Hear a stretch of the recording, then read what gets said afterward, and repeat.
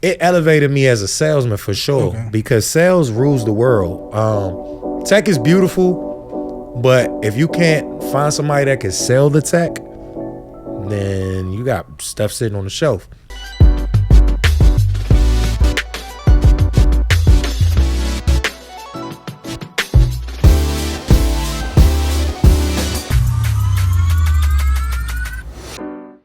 Welcome everybody to another edition of the Tech Woke Podcast. I am your host, Chris, and on today's podcast, we have a great guest today. His name is Ricardo Givens, also known as the DMV Computer Guy. He's the owner of the store called DMV Computer Man, and also a founder of a nonprofit that helps people teach young kids how to learn code and things like that, called Binary Code. And without further ado, Ricardo, how you doing, brother? How you feeling, Chris, man? I'm doing good. I appreciate you coming here on this Saturday. You know, how you feeling? Man, I'm great, man. Since I met you, man, I've been excited to get over here and talk more about tech. So I'm doing great, man. The weather's brightening up outside. It's been a gloomy week, but, you know, things are looking on the up and up. Yeah, it's better than what we had. I remember when I first met you at, what was that summit called? The Wealth Summit. Yeah, Wealth Summit. We was outside eating. I didn't really talk too much because I was mad about some stuff. And I'm like, I didn't get to talk, but I remember when I asked the question, I was like, then I started getting to rapping to you. I was like, man, who is this guy? I was like, man, I said, I don't know who this guy is. And I started doing my research. I was like, seeing what you did, seeing how articulate you were on other, situations and stuff like that. I said, man, I got to have you on. So I really appreciate you coming on this podcast. Man, I appreciate you for having me, man, introducing me to your people. And I appreciate you. So, Ricardo, we're going to break it down from the beginning because that's what we do on this podcast. Tell me about your early life around high school. What was you doing? Where you from? So I grew up in the DMV area, went to Oxon Hill High School. I was into the band. I did play basketball, but Oxon Hill had a rule. At the time, I'm bald now, but at the time I had long hair. My hair was down the head. Oh, for real? Yeah, and one of the rules at the basketball organization was you couldn't have long hair. And I was just like, man, I'm not cutting my hair. I grew up religious, and I knew about the story of Samson and all of that. And I'm like, bro, y'all not about to cut my hair off. So I decided to transition from playing basketball to joining the band. Did the band. I was pretty active. I was in a go-go band as well as, I played in the go-go band. And I was in a marching band. Played for the choirs at my church and at the school. So I was really heavily into music. So that was my earlier years. I was doing music real heavy. I feel you, man. That's kind of somewhat an introduction to technology because you got to know how to, work the stuff. And I respect you standing on business. So I ain't cut my hair. Mm-hmm. I don't get what y'all talking about. I know you was probably dunking on them too back in the day. You know what I'm saying? Nah, I was just getting to the level where, it was about to be there. It was about to be a problem. I had went through some basketball camps and I was geared up, I came into high school ready to play some basketball, but I wasn't going to cut my hair. That was just one of them things. It was like, nah. I respect that, man. So you graduated high school. Did you go to college or you just was like? No, I went to Morgan State University after high school. I did TV and radio production, so I was working behind the camera, not sitting in front of the camera. So I was doing that. But funny thing was during my years at college, it was like the early 2000s. Technology was ramping really fast. Mm-hmm. To where like people can start doing the internet thing. So my whole curriculum I was learning in college was old school compared to what was now today, podcasting. We were actually learning TV and radio the old school way, you know what I'm saying? Like the way that a TV station or radio station would be managed. And then podcasting took over about 5 or 6 years later. People weren't listening to the radio. People weren't watching TV no more. People weren't reading the newspaper.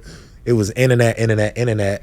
So I had to find something else, a radio station or a TV station for like a real job.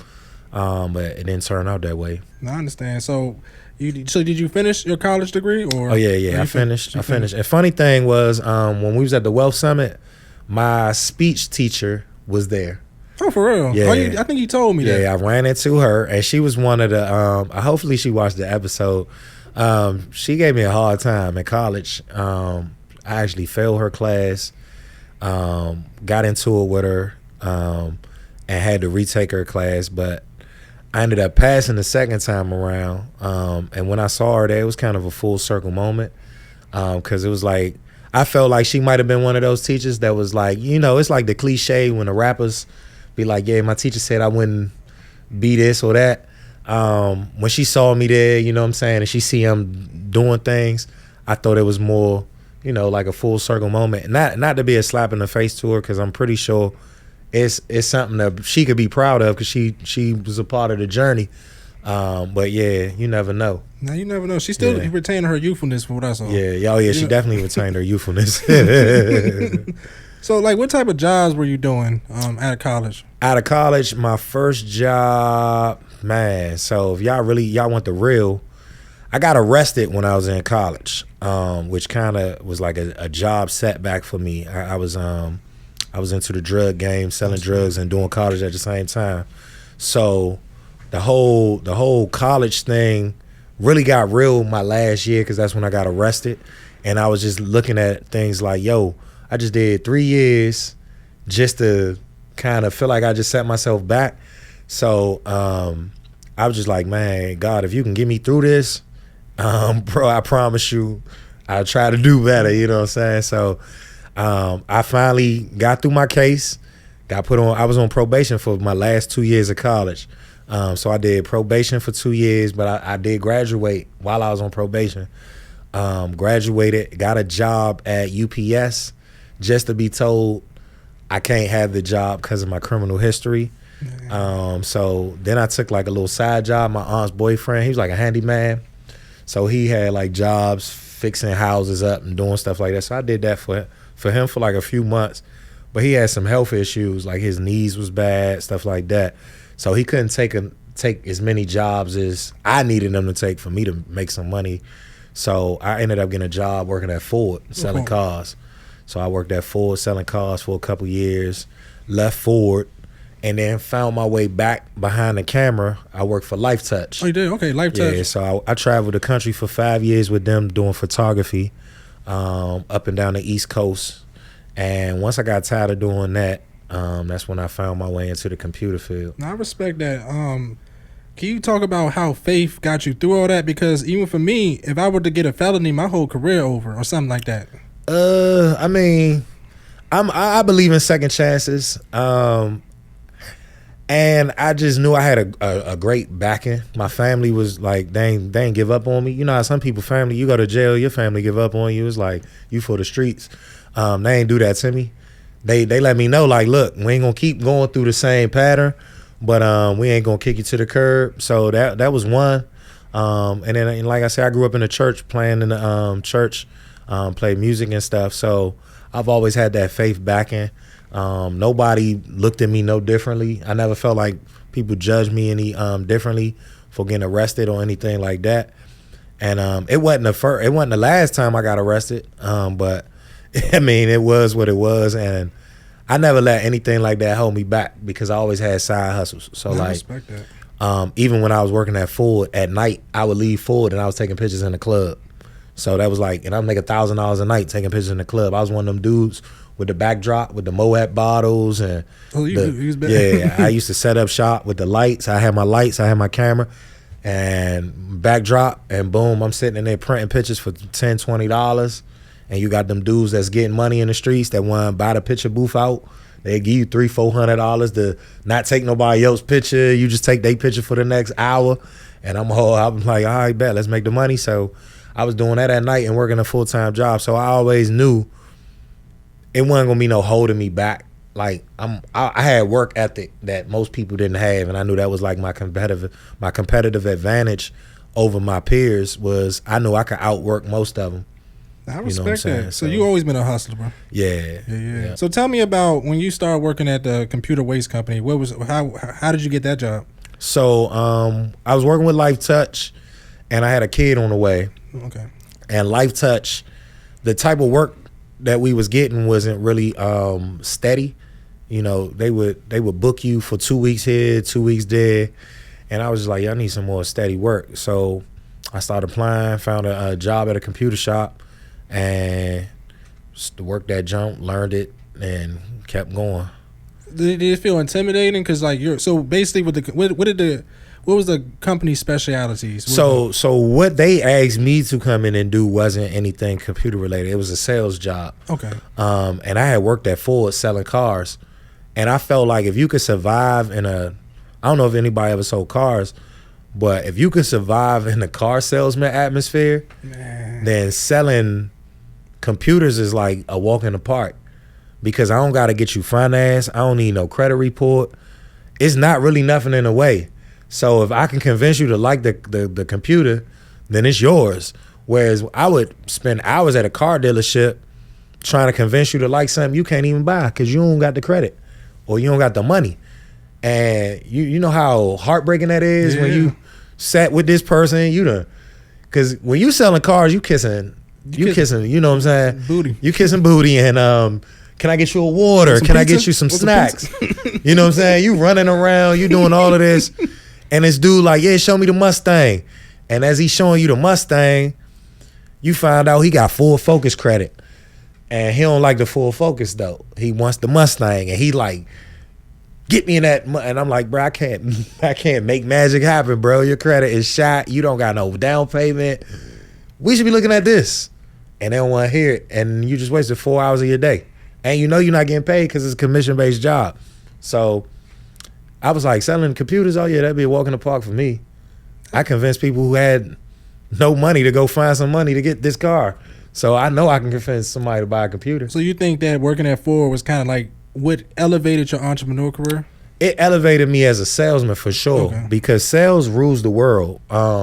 Tech is beautiful, but if you can't find somebody that can sell the tech, then you got stuff sitting on the shelf. So sales rules the world. And working at Ford, they provided us sales training every week. And so you sharpening your craft. And you're competing with your coworkers. You want to know who sells the most cars. So going to a place where I don't got to compete with nobody, all I got to do is just sell some computers. That's easy work. Cause like even with competition, I'm pretty sure like some of your older coworkers probably try to do little tricks on you, you know, to try to get you about the sale. So trust me, I know you learned. You done it before? No, I ain't never did it, but I used to sell tickets for the big bus tour. They used to send me on dummy missions just so I couldn't sell no tickets. You know what I'm saying? Yeah, you've been in that. That's that guerrilla sales environment. Yeah. I've been there where, like, when we would sit at Ford, we was on a main street. So either cars going this way or this way. And we see a car with a blinker on and his blinker's pointing towards us. We know they coming in our parking lot. You got cats that are, like my first week, I had a dude, he'd pull out, he was like the top salesman. He'd pull out like $50, be like, yo, you want something from the vending machine? And I'm not catching on that he see this blinker turning in the parking lot.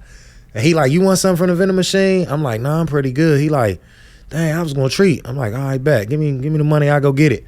And when I go to the vending machine to come back, he already sitting at the desk working on a deal with this person. And I'm like, dang, he just trick bagged me. So that's when I got smart. I'm like, all right, bet. I see a blinker come on. I call the dealership up. I'm asking to speak to him, saying that I'm one of his clients. He go run to the phone, and now I got the client. So it was one of them type of games. It was real guerrilla sales. Like, it was rough. Yeah, it'll get you by in today's society. Yeah, now. So I knew how to survive. I was like, all right, bet. I thought he was my friend because he was buying me food. You know what I'm saying? Like, he really trick bagged me. He was buying me food, drinks. I'm like, man, Paul's a really nice guy. He's the best one here. I'm like, this is a great dude. And I'm like, he makes so much money, and I'm not making no money. And then I put two and two together one day. I'm like, man, Paul be sending me on these missions, man. When I come back, Paul making a $5,000 deal or $10,000 deal. I'm like, dang. Nah. So that's when I was like, all right. So okay. No more friends with Paul. Nah, I feel you on that. So you're at this what's the name of the company? The computer. I can't say. Okay. Yeah. But you're at this your company. You're doing sales. I mean, did you get curious on like what they were actually doing at this company? Or? So, you know, on your first day is orientation. They walk you through their whole business model. They want you to fully understand it so that you can sell their company. So, no, I wasn't curious at all. I thought I was working for a computer store, just like a Best Buy type of situation. Far as just doing the interview and doing the application process. But once I got in the warehouse and they walking me around, the first day was confusing because I thought I was selling computers, and they took me to a warehouse and they showing me people building computers. They showing me people recycling computers. They showing me all these other processes. And I'm like, what's this got to do with what I got to do? But they was just kind of giving me the overview. And then by day 2, I was at the store. So, I wasn't really too confused, but I was open for whatever they had for me. The pay sounded great. I was like, let's go. Okay, so how did that get you into like the IT field? How did it get you in IT? My job was basically coming in to sell what they've already refurbished and recycled out of one of the retail stores that they had. They had 5 retail stores. That's amazing. Yeah. So you saying like with an iPhone, they got like sapphires, precious metals, and they take all that stuff out and resell it? They would either do that or they would sell it as a whole unit. Like, it depends. Some of the stuff they would strip, like these cords right here. They would cut these and just fill up boxes because it's copper. So they would separate it based on what type of metal it was. You had aluminum, copper, and it was guys that just cutting cords and putting the cords in these boxes. Some guys taking hard drives, it's gold on those, things like that. So they just pulling So I'm seeing that as well, and I'm like, wow, that's money being made. So companies will pay you to go there and recycle their stuff they have. They'll pay you. Yeah, like say you're a government, like Department of Justice, y'all might have like 200 or 300 computers, and every 2 to 3 years, you guys are going to get new computers. Y'all don't have the Department of Justice don't have the time to get rid of the computers, and a lot of these companies are trying to what's the word? But they're trying to reduce their carbon footprint. So they can't just throw them in the trash. You know what I'm saying? That's not a good look on a government company throwing these type of things in the trash because they don't decompose. So you take a laptop or you take a camera or a tablet or something, you just throw it in the trash. 300 years from now, your grandkids will be able to dig that up out the ground because it's not decomposing like a paper towel or a banana, you know what I'm saying? A core of an apple or something like that. It's not going to decompose. So if we continue to just keep throwing electronics in the trash, we ain't gonna have no place to live. Facts. We're gonna be building our houses on top of old computers, old electronics that don't decompose. And it's other countries like China, third world countries as well, that instead of mining for these precious metals, they'd rather take America's wasteful electronics because we gotta have a new. When a new iPhone come out, our old iPhones still work, but we just want to get the new features. So we'd rather just buy the new iPhone, new camera equipment come out, new laptop, new TV, any of that stuff. Our parents, the older generations, they will ride until the wheels fall off. Like they still have black and white TV if it still work. You know what I'm saying? But this generation, we like that new. Yeah. And we want to get the new stuff. So we find ourselves just buying, and then we got this market for used now where it's the people who can't afford to get the new. They can now come in and get your used equipment and learn off of it. So I saw a market in it, and they did. Well, they saw the market. I saw the market through them, and then I ran with it. Let me ask you a question. So, like, I'm just kind of curious. Like, how much can you charge, like, to recycle stuff?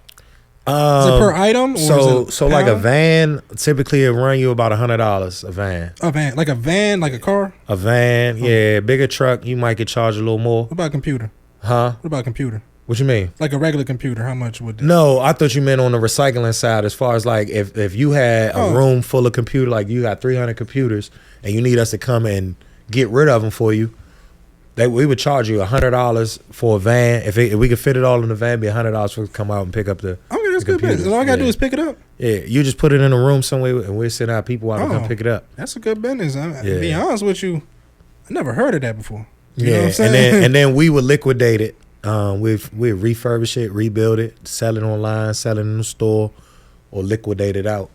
Okay, and you can probably make a good mock-up on that, like a good percent. Because we got paid to pick up the stuff, so the inventory is pretty much free. Okay, that's great. great. The inventory is pretty much free. Okay. Yeah. So when did you start making your transition out of this business to kind of like tell the story how you did on So your how own? I got my own. So I pretty much I spent about 2 to 3 years at the company. I learned, so like the techs, I had all their phone numbers. I made friends with everybody. That way, if I needed something, I could just make a phone call and be like, "Yo, I got this right here. Can you help me do this?" And they help me over the phone. And I pretty much learned how to fix computers over the phone with a technician. Oh, for real? Yeah, like I used to call the tech and be like, "Yo, my cousin has this, and I'm trying to fix it. He don't want to go through the shop." And he'd be like, "Oh, just do this, do that." I'm like, "Bet." I'm taking notes. So I'm writing things down, and I'm doing it, and I'm repetitively doing it, and I'm learning. I learn pretty fast.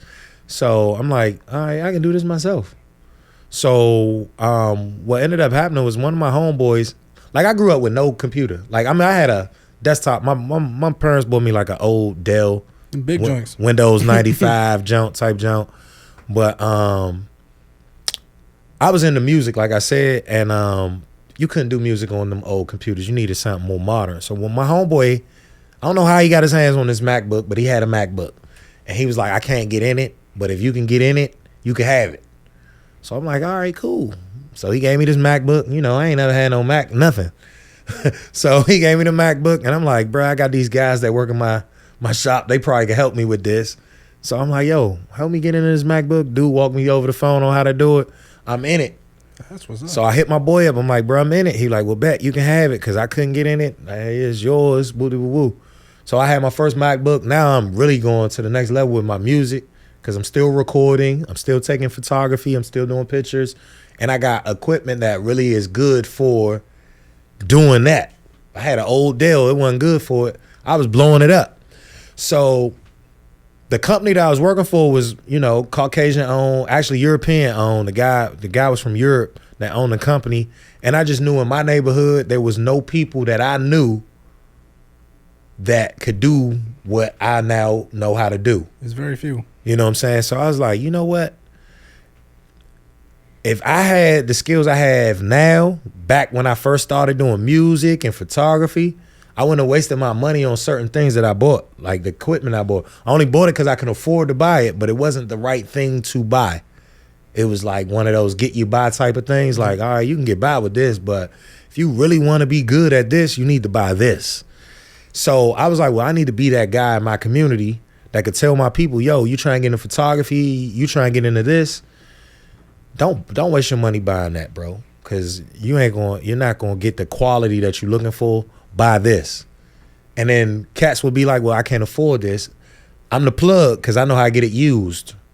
So I was like, yo, I can be a real asset in my community. So that's what made me really branch out from working for that company and doing my own thing. Was like, yo, people want to see somebody that look like them. A lot of times when you think of a phone repair shop, you think of like the Pakistanians, the Indians. You don't really think of the African Americans. So I'm gonna be the face for the African Americans. And that's what intrigued me because I was like, you building and fixing computers? I was like, I'll just support you just to support you. If I had a computer repair, that's why I was like, that's the main reason I wanted you on because I'm like, that's something different. So like, what's the process of starting your own computer company? You need an LLC or? Well, yeah, you need that. I mean, to start a business, you're gonna have to. That's the groundwork is doing the business, filing with the IRS, getting an LLC, EIN numbers, registering with your state, getting a business bank account, Duns and Bradstreet, and all the other little things you want to do to get started. But if you don't know what you're doing, I wouldn't even jump out there. So you want to learn that skill set first. How would you learn the skill set? Spend some time at a company that you can get up under somebody and spend a few years learning the skill and getting comfortable with it, and then go out and do the whole registering a business thing, because you could do that, but it's no point in doing all of that if you don't know how to. One, after that, you need to learn sales too, like I said, because like you can have the skills, but if you don't know how to talk to people, you can't sell people something, you ain't gonna make no money. Yeah, because sales, I would agree 100% on sales to learn the business. But if I were a person that was trying to get into business, what are some of the costs that go into it? Like so that's the thing. Like what's crazy is I got into the business through bartering. Okay. So what happened was a guy that I had met through working through that company for a while. He worked for the school system. He was a janitor, and at the end of the school year, the school was getting rid of like 40 laptops, and his job was to throw them in the trash. But he was just like, "Yo, ain't nothing wrong with these Jones. I'm not throwing them in the trash. What can we do?" So I was like, "Well, what do you want to do with them?" And he's like, "I want to fix them up and sell them." So at that time, I'm like, well, I had the skill set of wiping and reloading the operating system back onto it. So I was like, well, it's gonna be $75 per computer to do it.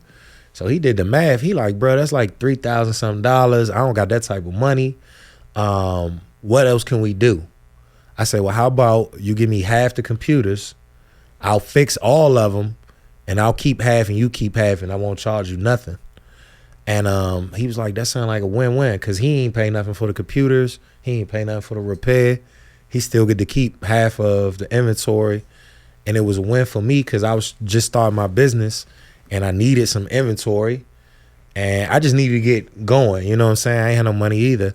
So I fixed them up. I had my first 20 computers. Okay, so you just started like that, just bartering. I bartered with him. Yeah, I got my first 20. I opened up a stand at the Patapsco Flea Market in Baltimore. The rent was $25 a day to have a table at the flea market. So I'm like, yo, I sell one computer, I'm straight. You know what I'm saying? I'm like, I could sell a computer for $100. My rent $25 for the day. I got 20 computers. That's like 50-60% profit. You know what I'm saying? I got 20 computers. My only monetary investment right now is $25. And I'm going to be here for the whole weekend, so really $50. I got Instagram. I can get on here and go live and tell people where I'm at. You know what I'm saying? Come meet me at the flea market. I'm here all weekend, selling laptops and doing repairs. And I knew enough about marketing to go get some flyers made. So I put some money into that too, got some flyers made, because I was like, what if don't nobody buy nothing? At least I could give them my card or my contact information. So I did that. And man, we probably sold like 5 computers the first week. So I made $500. I felt good. That's I was great. like, yeah, let's go. And you transitioned that to the store, and then it took about 5. It took a while. Yeah, I baby stepped my way in. I've been doing this for over 10 years. 10 years, okay. Yeah, so I ain't just jump out there because, you know, a store is rent, is overhead. And at the time, I'm trying to make sure I keep more money in my pocket than I'm putting out. So I wasn't trying to go all in. I wanted to feel my way through. So I stayed at the flea market for 4 or 5 years. And then I subleased a shop with my friend who did cell phones.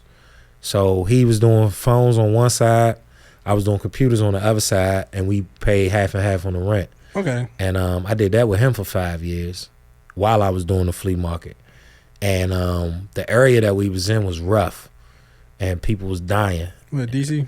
No, we was in Capitol Heights. Oh, that's city, rough. That's rough. but we was on the other side of Capitol Heights. I love Capitol Heights, but we was in the trenches, and it was just too much violence going on, and I felt like either me, my staff, or one of my customers might end up being a victim. So I was like, man, I got to find a better location in Capitol Heights to do it at. So I found a more industrial area in Capitol Heights, and we opened up over there. We was more in the neighborhood, like in apartment complexes and stuff. We was in a shopping center there. We ended up moving to more of an industrial shopping center. So there's no apartments. There's no people hanging out outside. It's a safer place to do business. I got you. And then how did you, so like you got this store, and how did you market it, like when you first had it? Because I see all your stuff on Instagram. So all our marketing was done through mostly Instagram, Facebook ads, things like that. We did reach out to like a lot of influencers to like cross promote and do like skits. That's one of the hacks is, like, you could do Facebook, you could do Instagram, but like if you already got somebody with some motion, they a comedian or they popular doing something, why not reach out to them and see if they want to do like a video together or something with you, so that their fans can see who you are, and vice versa. So I linked up with like a lot of the earlier comedians. before they got like really, really big. They're not really, really big now, but they're bigger than what they are. Like they've grown over time. And I caught them really early. That's smart. And started networking with them and doing videos with them. And that paid off. And so at the store, and it's called a DMV Computer Man, yeah. So like when you was at the store, like did you have a specific specialty with computers you was doing? We could do anything computer wise. Like but like the commonalities of repairs is gonna be like screens are the number one thing you're gonna find. Hard drives go bad, and then operating systems crash regularly. So those three things, if you could do those, you could actually, you know what I'm saying? Just the screens alone, that's like $100 a screen off the break. Nah, it could be more than that. Like we do Apple screens. On the cheaper side is like $350. I've done screens on Apple. Yeah, like MacBooks. Okay. Yeah, the MacBook screens be like $350. On the upper size, I've probably done a couple screens for like $1,000. Man, that's a lucrative business. Now that you break it down, real lucrative. So you can do everything. So like any computer, and just other things. Like and sometimes you might get like something that somebody might give it away too, and you refurbish it, right? Yeah. So like sometimes, and that's the beauty of the game is it's like a gift and a curse. But some people like they might drop off a computer, and you tell them $350 to fix, and they don't even come back to pick it up because they like, well, I'll never spend $350 to get it fixed. I don't need the computer no more. So the computer's just sitting in your shop. And after a while, it's like an abandoned computer. Now you can sell it. So like how long can you wait? Like is it 60, 90 days? So we give it a 90-day period. Yeah, we give it a 90-day period. Sometimes we give it longer than that because, man, black people, you know our people, man. Bro, I got locked up, man. I was in the hospital, man. They tell you everything. They going to give you an excuse why they couldn't come get it. And if you tell them you ain't got it, it's a problem. Yeah, and I'm like, bro, well, I mean, we called you like 17 times. We, you know what I'm saying? We called you 17 times. We text messaged you. You didn't show up. We assumed you didn't want it anymore. But I couldn't answer the phone, man. I was locked up. All right, I'm sorry. But so sometimes we might hold it a little longer. But if we got a surplus of things, like if it's just too many, then this stuff got to move. It got to go. It can't sit on the shelf. I'm not a storage place. Plus, in our contract, it says that after 10 days of us contacting you, it's a $5 a day storage fee, which most people aren't going to want to pay you anyway. So technically, it's your computer. Yeah. Even if they want to take you to court, it's like, well, you owe us the storage fee. Yeah, it's on the contract. It's been 6 months. You want to pay that? I'm sure you don't for a broken computer. So and I had a question too. So you're just mainly on the hardware side, or are you like uploading the software also? We only upload Windows. Oh, Windows. Like operating systems, we're not doing like specialty softwares. Like if you doing Pro Tools or Final Cut Pro or stuff like that, we can. It's not really something that we advertise that we're out here doing because that software changes and operating systems change, and then the compatibility goes along with it. So like let's say we was to put last year's version of Final Cut on this computer and you buy it, and then next year you decide you want to run an operating system update, Mac OS come out with a new update and it's not compatible, you coming back to me saying that your Final Cut Pro not working no more, and I'm like, well, you ran an update, it's not compatible, and now you want me to do something about it, and I'm like, that's not my problem. So I try to minimize those type of headaches by not getting involved in the first place. So we just focus on operating systems, like just maintaining your system so that it works on the general level, but not for your, you want to make flyers and you need Canva and you need this. We're not doing all of that. I understand. Yeah. So like, what are some of the main issues with this business? Main issues is just keeping people. Keeping quality people working for you, because my goal is not to be, even though I am the man that started the whole vision and the plan, my goal ain't to be sitting in the shop with a screwdriver in my hand working on computers 24/7. My goal is to teach people, maybe expand 4 or 5 more other shops, something like that. And finding quality technicians is very hard because one, it's not a skill that's taught in a school. Like, you don't go to college to learn how to fix computers. You don't go to high school to learn how to fix it. It's one of them. It's like a hobby skill that turns into a career for some. Maybe in like other countries, like China, it might be a skill that's taught in the schools because a lot of them know how to do it. They do the soldering and they know how to go in and build a motherboard out. But in America, we're not on that. So I'm trying to get our people on that. And that's a real lucrative skill to learn. When you're bringing people to onboard, how do you teach them? So we built out a curriculum. Like I said, we start out with the main 3 repairs. We have a CRM system that we use that we take in our repairs. We collect data from that to see what are we doing most of. We're doing a lot of operating systems, screens, this, that, and the third. So now I know what we do a lot of. If I just focus on training my people on those 3 things, because we in a society now where people, they can't do a lot. But if you could just get them to do one good thing, then you might win. So I'm like, all right, let's focus on just teaching y'all these 3 things. Y'all can master these 3 things. Then the other things that are a little harder, I'll just take care of those things because they'll take a more somebody with 10 years experience, somebody with 12 years experience. So that's one of the biggest challenges, just getting somebody in that knows already how to do it, or getting somebody in that doesn't but can grasp it and just teaching them. That's what's up. If you can, and I've learned that in my job, if you can teach somebody one good thing, you only need me, and they get you out the business slowly and slowly. So I had to sit there, look at the data, and say, all right, cool.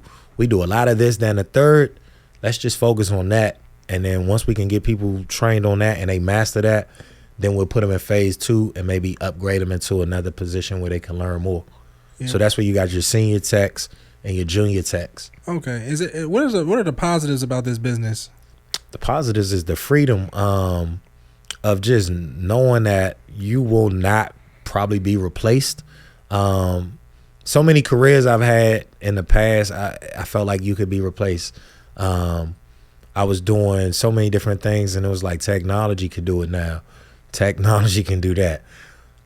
I don't see a computer. I mean, I can see a computer fixing a computer, but it still need that. It still need that human touch to it. Yeah. And that's the beauty of it is I've been doing it for 10 years. I don't feel like I'm about to get pushed out. I don't feel like I had a bunch of competition in the past 10 years step into place and try to step on my toes or nothing. So I feel like I'm in a lane that I'll be comfortable for probably till I'm decide I don't want to do it no more. And then I think at the industrial level, computers can repair computers, but when you're fixing it, that's a whole different beast. AI can't do that. It's a certain touch to things that I don't think that AI can go with. You know what I'm saying? It's just. Do you use AI for your business? We use it for marketing. We use it for customer service, answering emails. We use it. Yeah.